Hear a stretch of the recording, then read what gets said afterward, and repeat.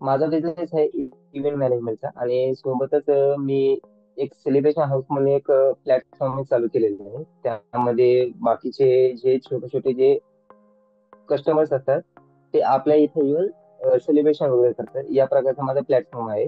हा main okay. Business आहे माझा ॲक्चुअली. हां, हम्म. तर त्यामध्ये मी माझे जवळपास गेले 3 महिन्यापासून तुमचे जे ॲड्स वगैरे आहे, त्या मी हम्म. रन करून बिझनेस जनरेट करतो त्याच्यात. तर साधारण मी महिन्याला 2,500 ते 3,000 इन्क्वायरी जनरेट करतो. डेली ₹200 ते ₹250चा बजेट लावून. तर हम्म. त्यामध्ये साधारण म्हणजे 150च्या आसपास 150 किंवा 120, 120 ते 150 ह्या रेंजमध्ये कस्टमर कन्व्हर्जन होतात.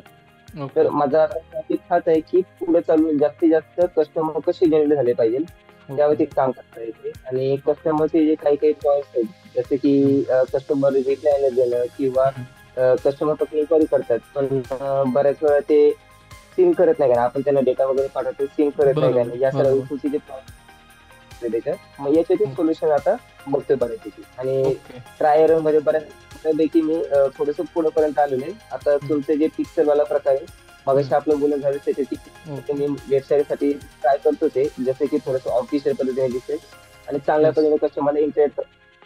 येस, पण नक्कीच आता आपण तुम्ही बोलले की आजच्या सेशनमध्ये ते सर्व काही पाहणार आहोत स्टेप बाय स्टेप. आणि मला एक थोडंसं सगळ्यांना एक कळावं असं, की आतापर्यंत तुम्ही किती खर्च केला आणि त्यातनं किती बिझनेस झाला तुमचा ओव्हरऑल? मंथली मी साधारण 8 ते 10,000 रुपये खर्च करून 1,50,000 ते 1,80,000 या रेंजमध्ये चालू आहे अर्निंग. ओके, म्हणजे आपण म्हणू शकतो की तुम्ही एक 1,50,000पर्यंत किंवा एक बिटवीन द रेंज 80 ते 1,50,000 तुमची पर मंथ आहे तुमचा रेव्हेन्यू. ओके. आणि या सर्व बरोबर. गोष्टींमध्ये तुम्ही सॅटिस्फाईड आहात या फेसबुक आणि इंस्टाग्रामच्या जर्नीमध्ये? हो आहे. फेसबुक ॲडव्हर्टाइजमेंट तुम्ही चालू केलेत, तुमच्या मार्केटिंगमध्ये काय चेंजेस झालेले आहेत आणि त्याच्या करत नव्हतं ॲडव्हर्टाइजमेंट तर त्याच्या आधी सिनारिओ काय होतं? चेंजेस तसं सांगताच येणार नाही. कारण की कसं आहे, की मी जेव्हा स्टार्ट केलं तेव्हा 1 महिना माझा स्टार्टअपवाला होता आणि त्याच्यानंतर लगेच मग दुसऱ्या महिन्यापासून आपले ॲडव्हर्टाइजमेंट हा रन केलेला आहे. ओके, म्हणजे तुम्ही असं आहे. वेटच केला ना असं म्हणू शकता. Yes, yes. वेट केला नव्हता आणि डायरेक्ट मी आपल्या याची टेस्टिंग मोड घेतला.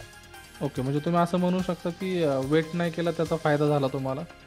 येस, बरोबर. म्हणजे तुम्ही फायदा असं झाला. म्हणू शकता की तुमचं स्टार्टअप आज बूम करतंय ते फेसबुकच्या ॲडव्हर्टाइजमेंटमुळे. बरोबर. ओके. ठीक आहे. चलो, तुम्हाला बेस्ट ऑफ लक पुढच्या जर्नी